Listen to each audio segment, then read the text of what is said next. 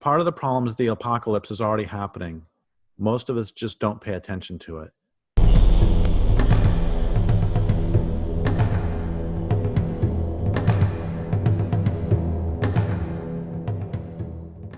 I'm going to start with a spoiler, but since I'm not going to tell you the name of the book, it's not really a spoiler.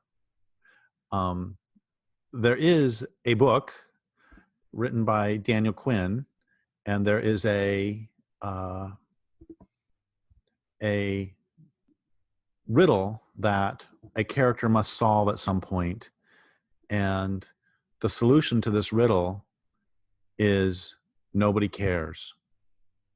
And I remember reading that I was on an airplane and I just burst into sobs. I don't know what the person sitting next to me in the seat thought, but I burst into sobs because it's so true that for the most part, nobody cares about the apocalypse. Nobody cares about the murder of the planet. Nobody cares about the 200 species that went extinct today. Nobody cares about plastics killing the oceans. I've said this before, that whenever there is an article in the newspaper about species going extinct, it always has to come back to how this will affect the economy. And look at what's happening to the planet. Look at the coverage of it. They'll talk about the apocalypse, and they will talk about how there's, global warming is going to kill the planet. And what do they have as a picture of this? They have a picture of windmills as the solution. The whole climate change movement is basically about finding new sources of energy for industry. The natural world does not need solar harvesting facilities. It doesn't need wind harvesting facilities. People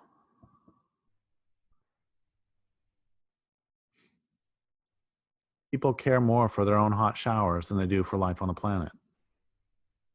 And they care more for the continuation of this culture. And part of this is that with any abusive system, the first thing that must happen is everybody must be inculcated into caring more for the continuation of the abusive system than they do about life, sanity, safety. And the same thing is happening here.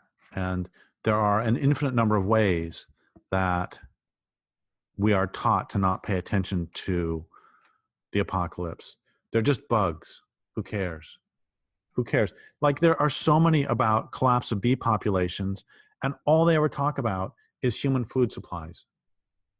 And this is what happens when you have an entire way of life that is based not on perceiving the universe as composed of other beings to enter into a relationship with, but instead resources to be exploited. The only reason that most people in this culture care at all about the natural world is that they want to make sure that they can continue to extract resources from it. That's it. That's their only concern. And one of the ways I've said this for decades is, when you have a culture where fathers are raping daughters, then what hope is there that people in general would care about salmon? If people will harm their own children in this way, then what about those who are their more distant relatives?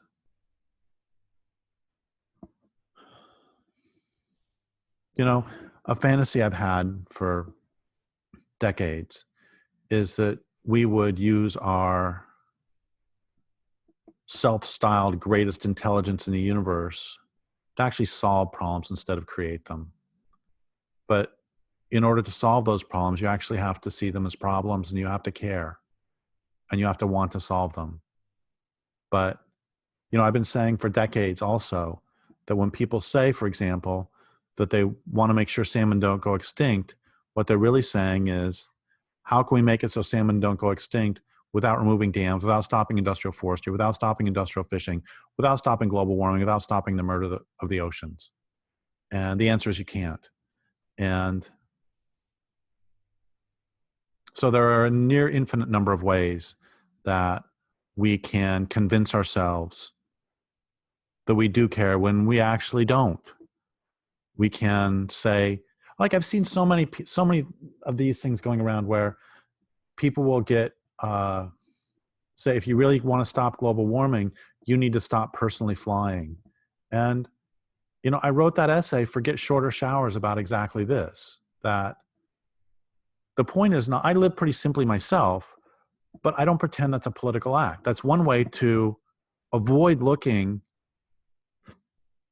at how bad things are and to avoid looking at the necessity of what must be done.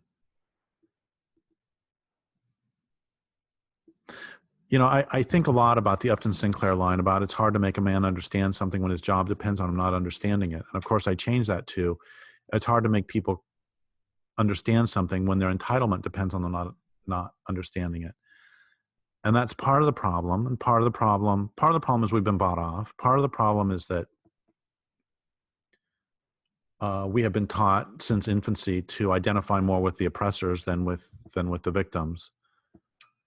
And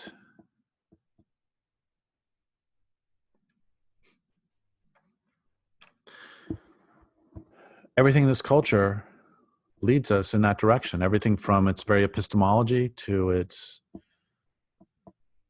the fact that we attend more to screen time than we do to real time, that we can recognize all sorts of corporate logos, but most of us can't name 10 species of birds, can't recognize any of those. And